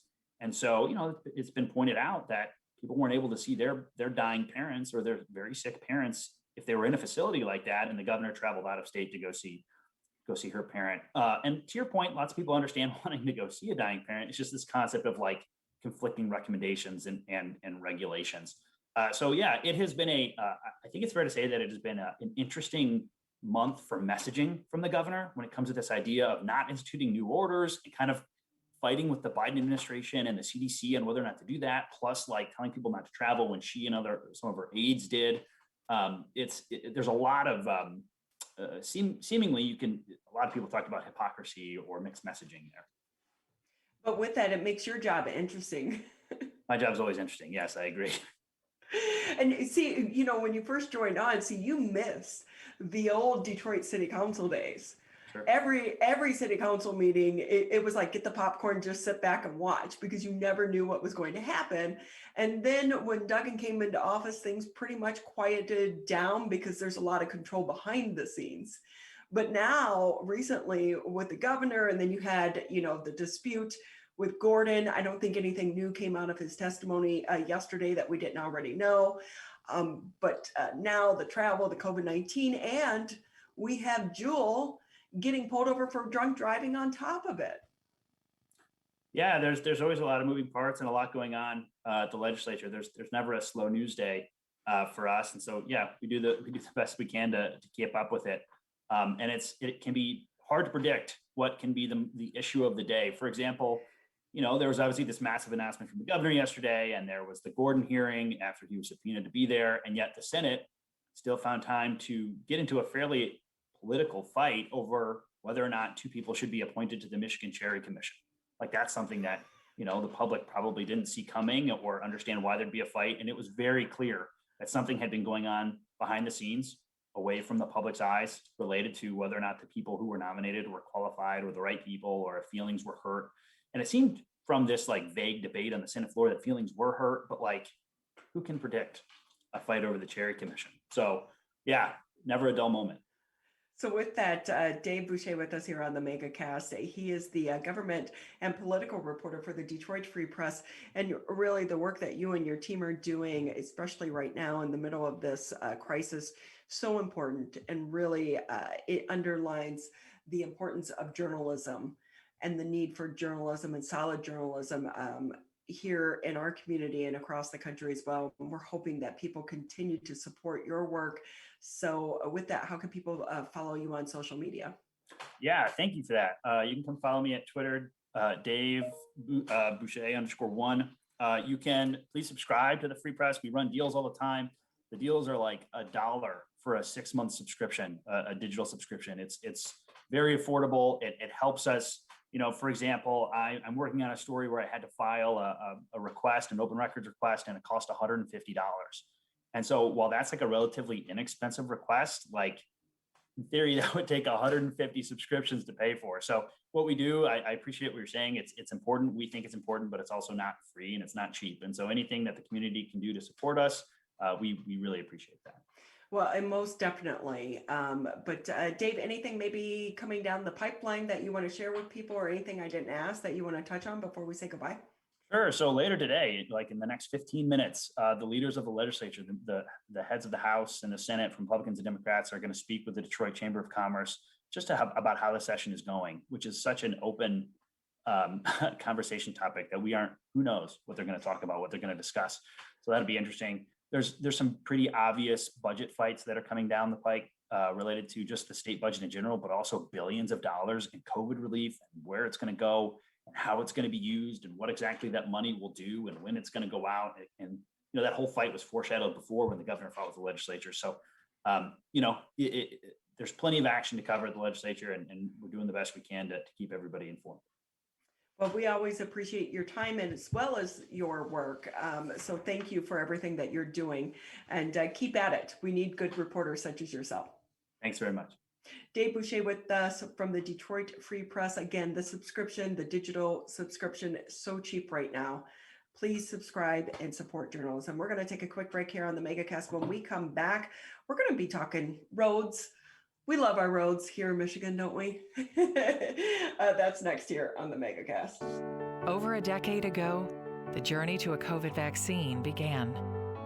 Building upon research on other coronaviruses, scientists continued with months of research and development, 3 phases of clinical trials with tens of thousands of diverse volunteers, then peer review and authorization to deliver a safe and effective vaccine that will protect all of us. Discover the facts for yourself at michigan.gov/COVID vaccine. Wearing a mask is more than protection. It's a bridge to better days. The path back to celebrations with family. Nights out on the town with friends. Game days with your favorite sports teams. And the thrill of live concerts. But until we can all get the COVID-19 vaccine and build community immunity, which will take time, we all need to continue to stay careful. Because Michigan's recovery is depending on you, and so are your family, friends, and neighbors. So even after you're vaccinated, wear a mask, avoid large gatherings, and social distance. One day in the near future, we will all be able to put this pandemic behind us. But until then, spread hope, not COVID. Learn more at michigan.gov/coronavirus. A message from the Michigan Department of Health and Human Services.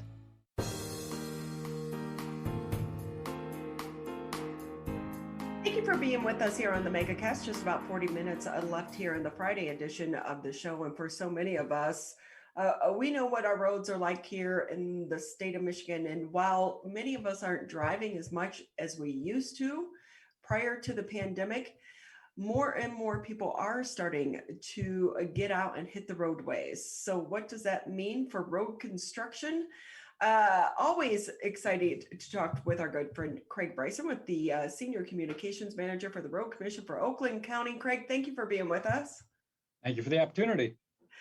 So is 75 ever going to get done? Eventually it will. And that's actually not our project, but we feel the pain of all the motorists who have to drive through that every day. Because with that too, I always think there is a lot of confusion.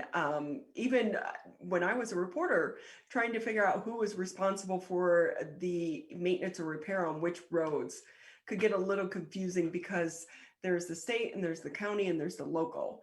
So with that, do you collaborate with the other entities on some of these projects? Absolutely. And we work closely with MDOT in particular, as well as all of the 40 cities and villages in Oakland County that all have their own projects as well. But yes, it is very confusing, especially at the local level, to know who owns which roads. So I'm going to maybe knock on wood a little bit here, but it does seem this year we haven't had the roller coaster ride in temperatures, and I'm not seeing potholes like we have in years past. We do know it's early in the spring though.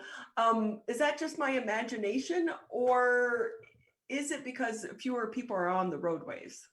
Well, it's really a factor of two things. And it is true. It's very true. One, we had a very forgiving spring thaw. It was the kind of the best case scenario where the temperatures gradually warmed up. We didn't have that abrupt from cold to warm, and that really helps. It allows the ground to thaw gradually, and we don't have that instability under the roads as much. But secondly, we're really seeing the fruit of the last 3 or 4 years of really heavy road construction. We've put a new surface on almost 470 miles of roads over the last 4 years, and that makes a huge difference. And many of those roads were the roads that had the most potholes. So, our pothole crews have been very appreciative of that this spring. I will say, because I have a little smart car, I have 2 cars, but when I drive my smart car, you can feel the bumps in the roads. You know I'm sure you exactly can. where they are and how Absolutely. to navigate around them. But COVID-19, I feel like, has kind of put the issue of our roadways here in the state of Michigan on the back burner. Prior to COVID-19, it was such a huge issue, and it became a big political issue as well, to the point that the governor ran on the platform of fixing our roads. So with that, we do know that Biden is now pushing the infrastructure plan. What do you think is going to be the long term? Is this the time to really start to address the condition of our roadways? Well, politically, it may or may not, but the reality is we have to do it soon if we're going to make any headway here. We are at a point now where we can predict the condition of our roads going forward based on the amount of funding we have. And we know that we can continue to improve the condition of our roads until 2025 at current funding levels. Then in 2025, the condition of our roads are going to start to deteriorate again. We've been making great progress for the last couple of years. We'll continue to do that through 2025.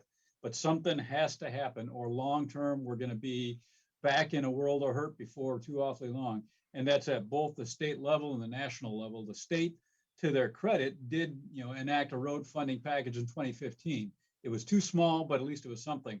The feds have not done anything since 1993, I believe, was the last time road funding was significantly increased. And they've got to really step up and address that.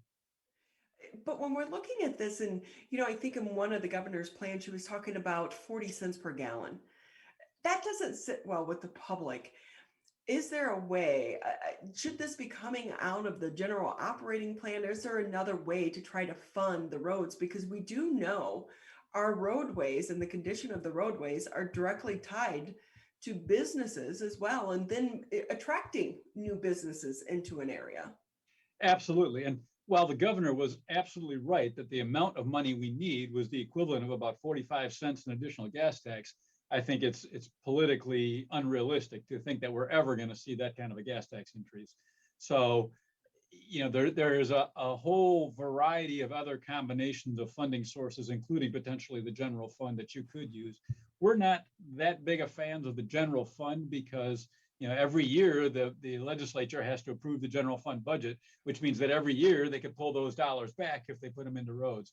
We like the gas tax because it's constitutionally protected. Once the gas tax is there, it has to be used on transportation. But again, we understand the political realities that's never going to happen at that level. So we don't want to dictate to the legislature or the governor how they need to do it, but we know there's a variety of different funding sources they can look at. We just encourage them to continue that conversation and find some way to do it. Craig Bryson with us here on the Megacast. He's the Senior Communications Manager for the Road Commission of Oakland County. With that, Craig, right now we are hearing so much about electric vehicles, and that being in the pipeline. So many more companies are going to be making more and more electric vehicles. When we're talking about a gas tax, what does that mean for your bottom line? Is that part of the conversation right now, looking down the road to say, hey, if people are plugging in their car, that revenue stream is going to dry up? Absolutely. The gas tax has a finite lifespan. We know that. Right now, it remains the most viable source of road funding, that and the vehicle registration fee, but it is definitely on a limited lifespan. The ultimate goal, I think, or the ultimate solution, I think, is something close to what they've been experimenting with in Oregon, which is what's called an MBUF, a mileage-based user fee, where you pay a set fee to drive a mile on public roads. How that is determined and what that fee is, remains to be seen. But I think that's the only fair way where all vehicles pay fairly to use the road system, regardless of what kind of propulsion system they have. We're not there politically yet, but I think, over time, we're going to have to get to that point. Yeah, because that's a part of this conversation we're not hearing anyone even talk about or address. And I do know is, having both, a regular car SUV and the high, and the electric, there is the higher registration fee for the electric, but it does not make up for the gas tax, from the gas that I'm putting into the SUV. So there is going to be a huge gap in that funding down the road unless they come up with some type of way to address it. Absolutely. And that gap is getting bigger and bigger every year as the number of electric vehicles or hybrid vehicles increases. And yes, it's absolutely only going to get worse. The danger, though, from our perspective, is if the legislature gets bogged down in that and doesn't address the current situation, we could be years, decades down the road before we come up with a new way of funding that addresses the electric cars. In the meantime, we've got to have money to address the roads today as well. So it's a concern that we get too far down that rabbit hole without looking at the immediate concerns of the road today. So with that, Craig, can we talk about the roadways here in Oakland County? Because we do know it's orange barrel season. I see that they're starting to put them out on Telegraph Road. And while we love spring and summer here in Michigan, we don't like orange barrels. No, we don't. But there are a lot of them already out there and a lot more coming. It's a big construction season for us. We got a lot of major projects underway. Fortunately, we're just wrapping up one of the biggest projects we've done in years, which is the Baldwin Road widening in Orion Township. Actually, this coming Tuesday, we're going to have a ribbon cutting to mark the official completion of that $55 million project, which is huge. 5 roundabouts, massive widening, massive aesthetic improvements there, major project.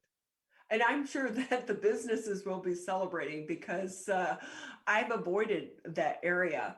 It can be a bit of a nightmare or a challenge because, absolutely. Before you would be like, oh, let me not go during traffic hours, but we really haven't had normal traffic flow during this time. That's very true. And it certainly was challenging for those businesses. And we greatly appreciate their patience and the patience of the residents in that area as well. But, pre-COVID, that road was gridlocked, during rush hour, from 3 to 6 and from, 7 to 8 every day. And that did not help those businesses either. So I think once we get through this and get it reopened and everything's finished, which it is now, it's going to make a world of difference. And that area is transformed, I think, if you take a look at it. So you mentioned roundabouts. Are Michiganders getting more used to them? I think they are. There's a really interesting phenomenon that we see every time we build one. We've got 27 in operation now, I think. But every time we build one, prior to the construction, we hear, countless calls from the community that there's going to be blood on the street. It's not going to work, and businesses are going to go out of business. And then every time we open the roundabout, and it's complete silence. Traffic gets better. Accidents go down, businesses have no problem getting access, and all the complaints go away, literally every time. It's almost humorous to watch that happen. So I think they're great. I think they continue to be a great thing in Oakland County. Yeah, it really is. People just don't like change.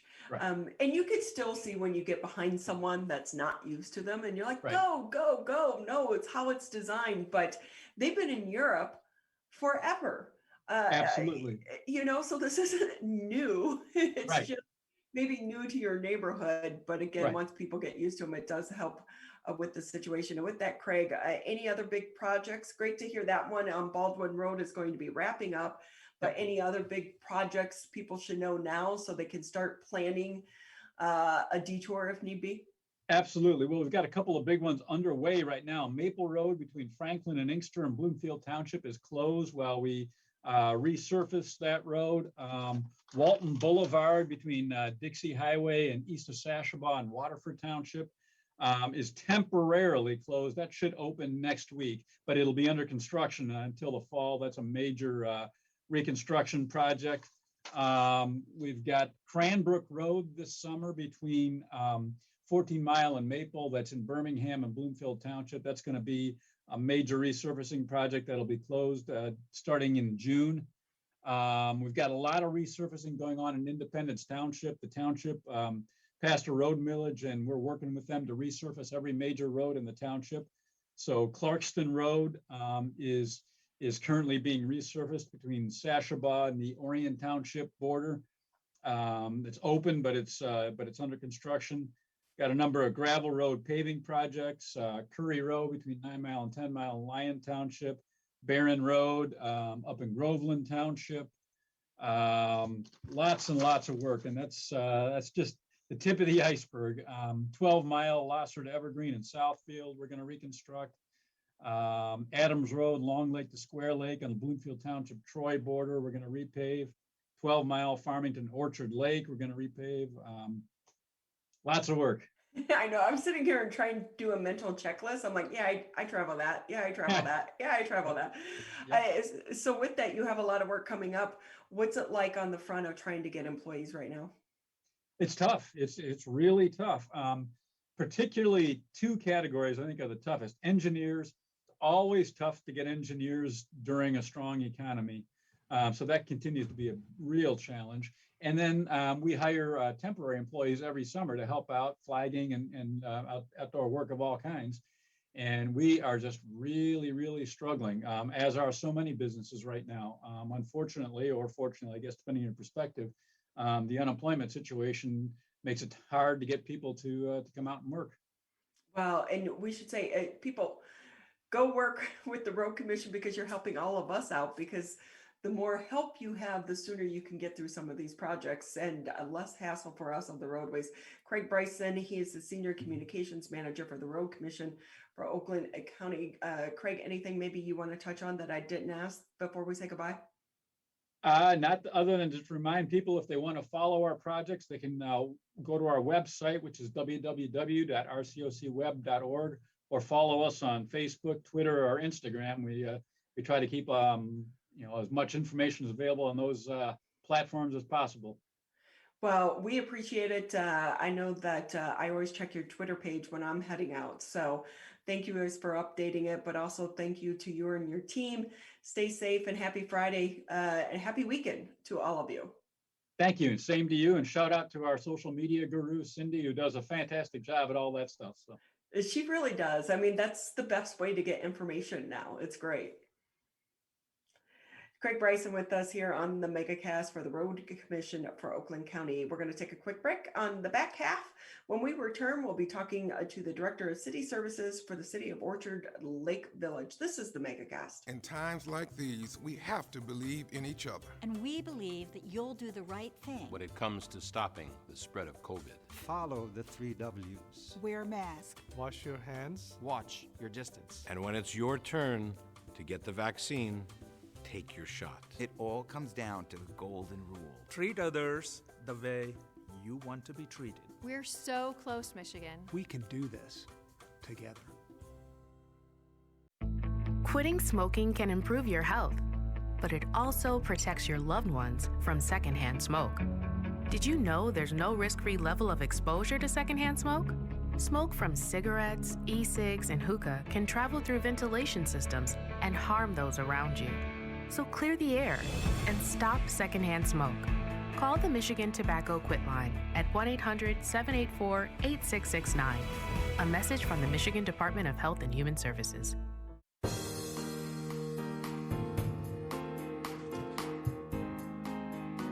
Just about 20 minutes left here in the Megacast. The 2 hours, Tyler, just flies by. It really does go so quickly.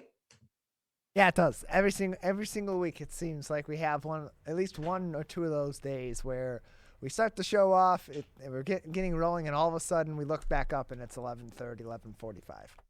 Just like that, but still a couple more guests to talk with before we wrap up the week. And joining us next, Jerry Mccollum. He is the Director of City Services for the City of Orchard Lake Village. Jerry, it's been a little bit since we've checked in with you. How are things going there in Orchard Lake? Well, Ronnie, pretty good, I guess.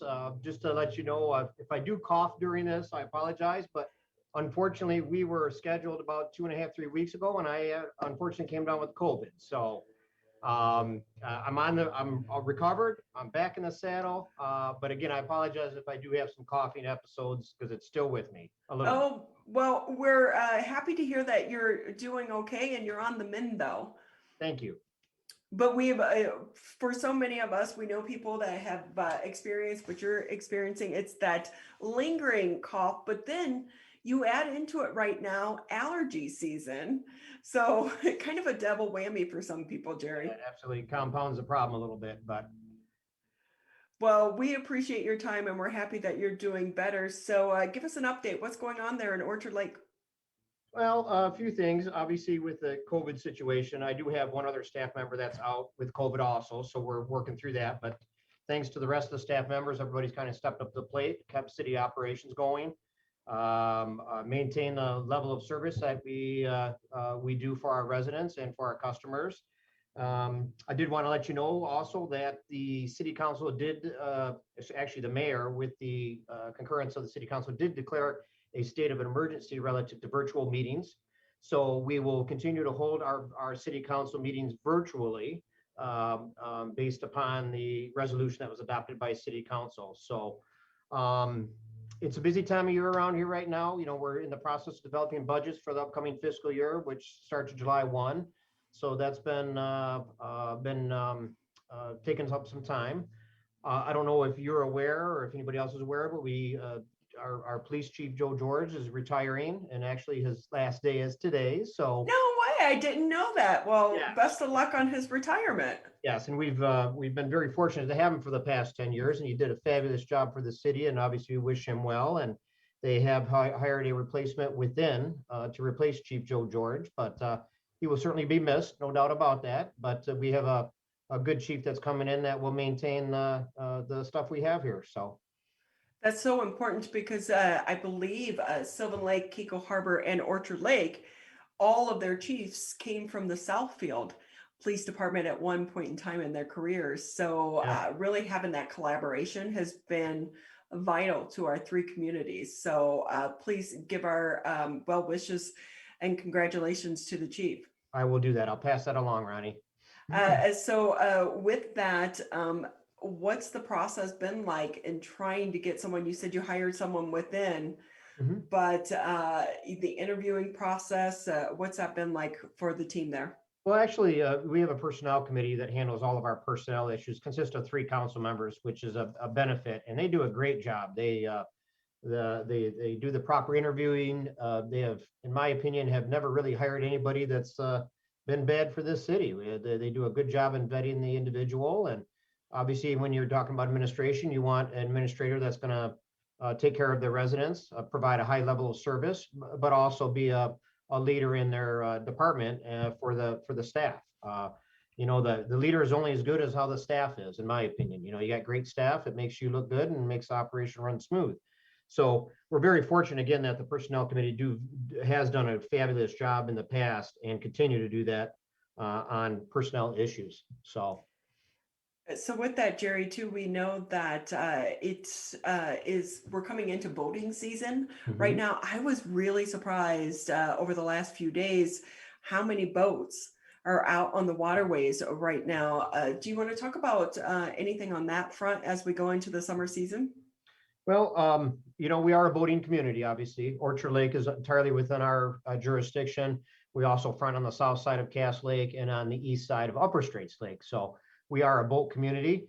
I think with everything with the COVID, Ronnie, over the last year, I think the recreational aspects of anything doing outside has increased dramatically, especially boating. I think individuals that even go to a store to buy a boat or to purchase one, they have a hard time finding them because of the pandemic and the ability to let families get out, enjoy the outside, and do something that you know, get them out of the house relative to COVID and stuff like that. But we have Great Lakes here. We actually have an aquatic advisory board that handles anything to do with the waters of Orchard Lake. We can do that because obviously that lake is entirely within our city, but They do a great job with weed harvesting, herbiciding, marine patrol, etc. So we're very fortunate to have that aquatic advisory board under our umbrella also. We're talking with Jerry Mccollum here on the Megacast. He's the Director of City Services for the City of Orchard Lake Village. With that, Jerry, too, how long do you anticipate virtual meetings are going to continue? Well, the resolution that was adopted by City Council will allow us to go through December. There's provisions also in the state legislation and in our resolution that if and when this pandemic eases and or hopefully, Ronnie, is totally gone someday, we will go back to in-person meetings. The virtual meetings is a tool that I think we need right now based upon obviously the amount of cases that we have here in Michigan, although they are in the last week or so declining, but we just don't know how many people will show up at a council meeting. And we do have a very small room, so we are limited on capacity. We want to make sure that any citizen or resident can be heard, whether it be with a zoning board of appeals case, whether it be a council action on anything. So virtual meetings is what we're going to maintain at least through the end of the year. Hopefully we can lift that sooner. That's the plan. Well, and we know that for some people, it's actually worked out better for them as well with their schedules. So, Sure.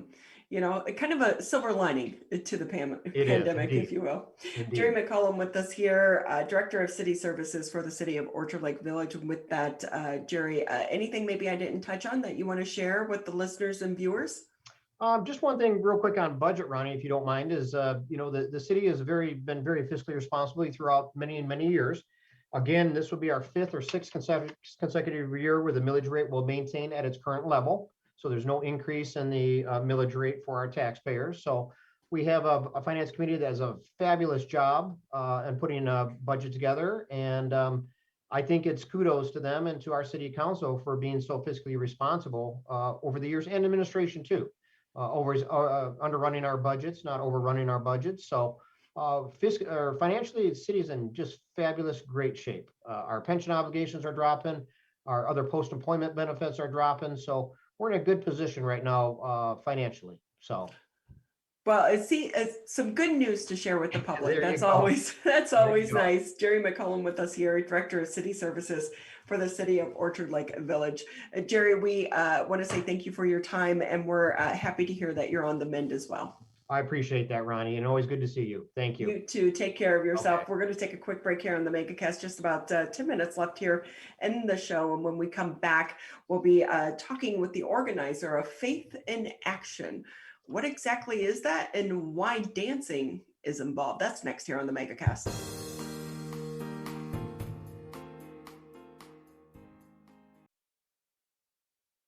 Get back to seeing my grandbabies every Sunday and smothering them with big hugs and kisses. I want to get back to football games with my boys.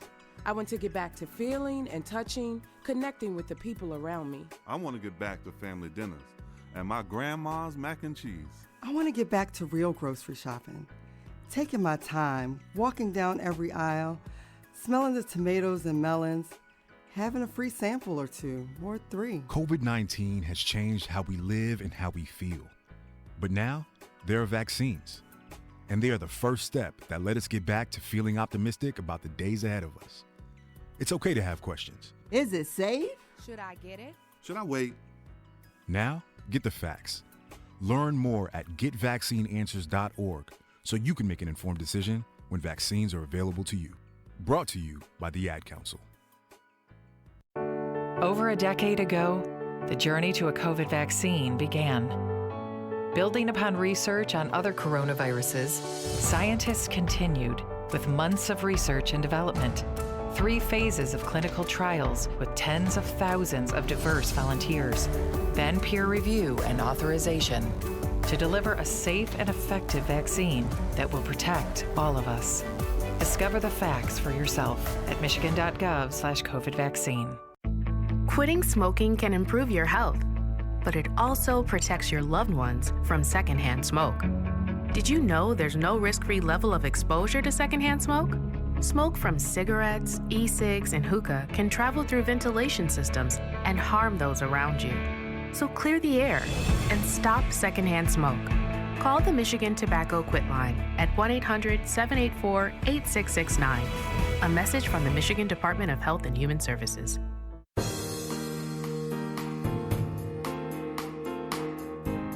Thank you for being with us here on the Megacast. As a reminder, I'm Ronnie Dahl here in my home studios, Mr. Tyler Keefe holding things down back there in West Bloomfield. If you've been unable to catch the full show, you can always tune into some of the latest episodes. Just go to civiccentertv.com, click on the Megacast, or just to listen to the individual interviews, just hit the on-demand section. Just about 10 minutes left here in the show, and we are going to round it out by giving you a little bit of information about the big Dancing with the Stars event that's going to be happening here locally tomorrow. And to talk more, let's bring in Jackie Smirtka. Jackie, how are you? She's with Faith in Action.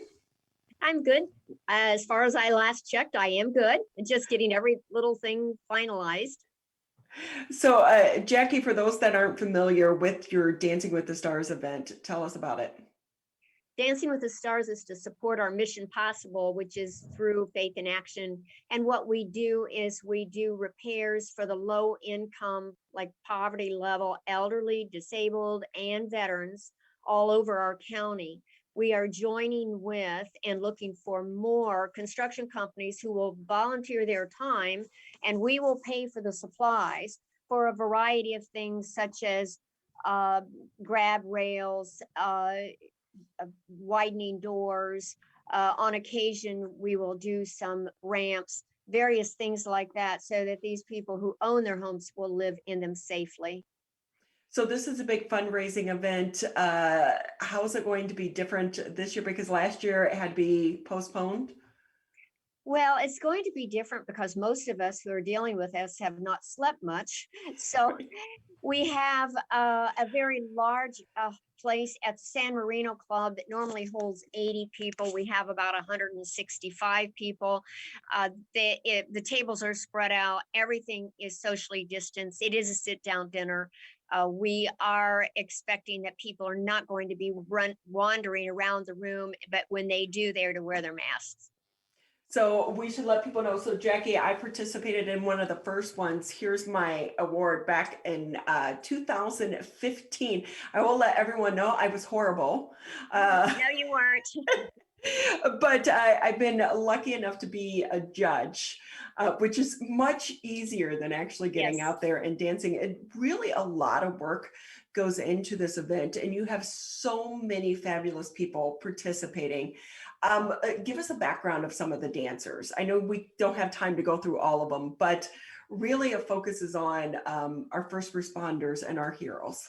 Right. We have two doctors that are pediatricians who are dancing from the from the Shelby Pediatric Group. We have a construction company and ABC Construction, the ABC Group from SEMCA, who are participating. They will be representing the construction companies all over the county. Obviously, the doctors will be representing our medical field. We do have a teacher now who is dancing, who is going to be representing teachers. So we have that kind of a group with us that's representing something that has had trouble during COVID. So Bloomfield Township Police, I know they have an officer that's dancing as well. It's very nerve-wracking for the people that doing this for the very first time to get in front of a group and to dance. We are going to miss Frank Beckman this year. He's not judging. What a hoot he has been through the years, but a fun lineup on the judge side as well. Elisa Z, who, like you, have been friends with me for many years now and have supported us. You specifically, number one, first day one to agree to dance. And we also have Jamie Miller, who is one of the dance pros. And we put a dance pro in almost like the real show. And she's from Arthur Murray Studio. And then, of course, Steve Curtis, who's a deputy because he's representing the deputies of Oakland County, as we have Sarah Gooch, who is representing them also. And we will say Steve danced before. Yes. He was amazing. It was like mic drop watching him dance. Yeah. Yeah, he had some background from New York too, so he had a little bit of an edge. But Sheriff Boucher has always been great in providing deputies at the time also to, for them to help support this organization, because it's a fun night. And we know it's going to be different this year because of COVID, but we're happy to be able to be in person again to do this event. Yes. But really the important thing is it's about raising money for Faith in Action.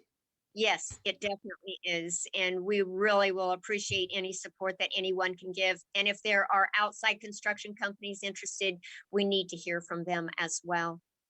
So construction companies, but donations, I would imagine, are always appreciated as well, Jackie. Oh, yes, always appreciated. Because remember, we, the charity, are paying for supplies, and wood is just ridiculous in price right now.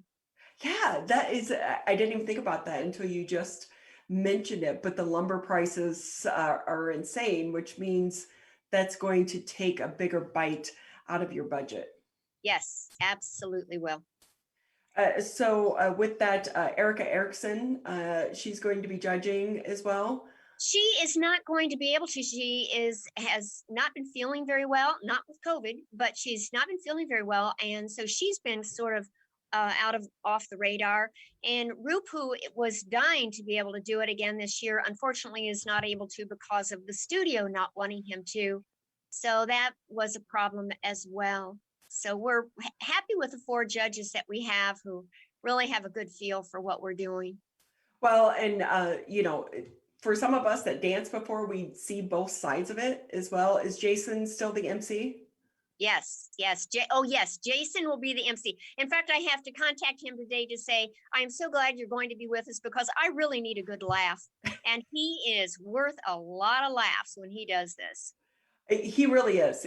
He's a comedian. Jason Colthorpe from Channel 4. People, maybe they see him on TV, but there is another side of him. Yes. He is hilarious. He's been emceeing for several years. He does such a much better job than I ever did at emceeing. He is just a hoot. But again, we want to say, you can find out more, go on the website, support some of the dancers as well, because not only is a lot of pressure on them to perform, and you got to remember, most of these people are not professional dancers. The year I did it, Erica Erickson and Ashley Barasay, I think they were in it, but they were former dancers. Mm-hmm. And so was Jason. And Jason was too. See, and they bring their A game. And so it can be very intimidating for some of us non-dancers. But Officer Soley from the Bloomfield Township Police Department, teachers, doctors, so many people on the front lines this year. They need a good time, Jackie. Yes, we all need a good time. And this is the time that the whole thing is going to be videotaped. So we'll be able to have that to send out to people who are wanting to see how the show went and couldn't attend. So Jackie, with that, it says surprise judges. Is that still happening?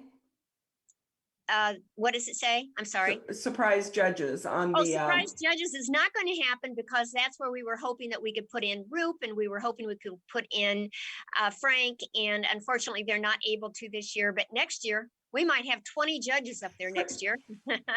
Because with that, Jackie, just another minute. What's it been like to try to plan this?